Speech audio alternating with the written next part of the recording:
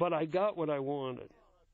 I finally got the scene working, and the only thing I can say is that it was just the most difficult, I think, the most difficult scene I've ever shot in any film, because it was also, I felt so exposed. It was the climactic scene of the film. If this scene didn't work, the whole film was down the drain. And I was desperate for inspiration here. And it was that, it was the last thing and the energy was low. And because it was a really quiet scene, so Norman jacked it up by getting everybody like that, where everybody was like insane. And at the end of it, Danny didn't like what he had to do, and he came in with that. Danny came in with that, and Nikki came in with that, and I just looked at everybody and I thought, oh my God, we're going to fall apart now. And Julie was really smart, and Norman was really smart. She bought into it and just turned it around on Nick, and he got so furious he threw this chair across the room. And she just smiled. She like winked at me. It's really Rashomon when you make a film and then talk about it. A director usually knows most of what's going on a film set.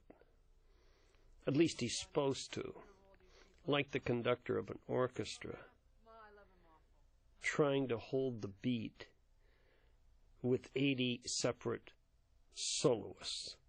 And when something happens on the set, there are always several interpretations of that incident, and sets are full of gossip. And I find that when we talk about films after they've been made, and sometimes many years after they've been made, the truth is a little bit like Rashomon. It's, I remember it as being such and such, and then someone will correct me and say, no, that's not what happened. And maybe they're right, you know. I can only tell you what I saw, heard, and felt about an incident. Your brother is here, and your... Okay, well, it's someplace between our stories. It's if you married his story and my story, you'd have the story. But you know, Norman's smart. He's an old codger, but he's really smart. Actually, I call him a curmudgeon. But he's real smart. I mean, he's one of the best directors I ever worked with.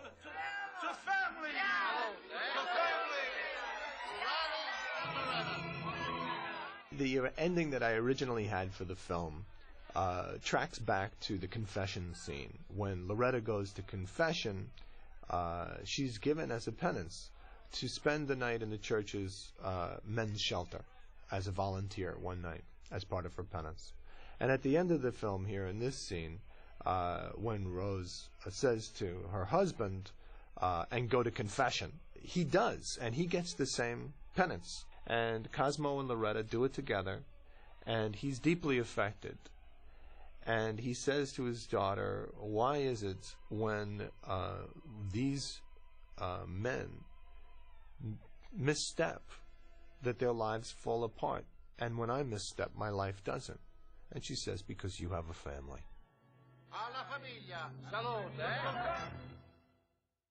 But wait, there's another part that you don't know about.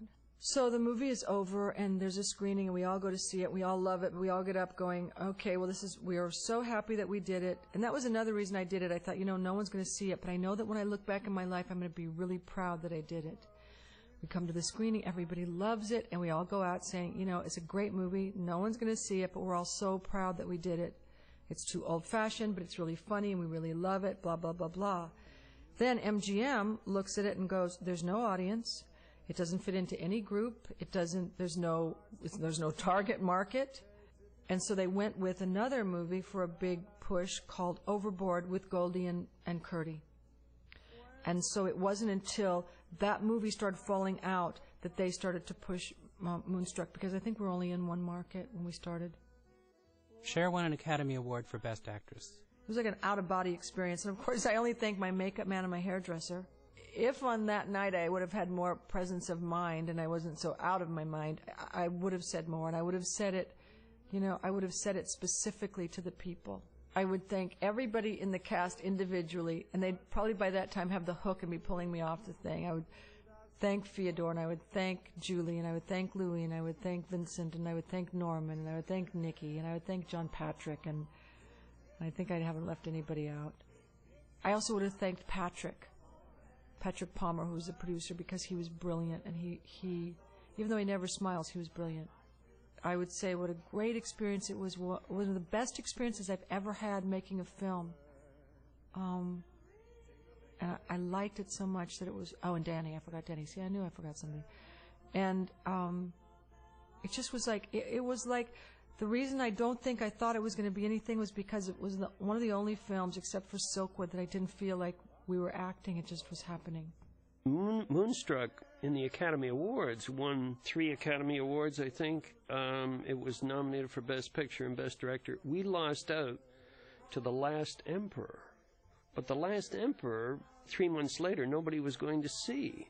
And I think we lost out because the Academy was looking at 200 Buddhist monks in the Forbidden City and not at the tremendous work that was done over here in a comedy. But a comedy is not important.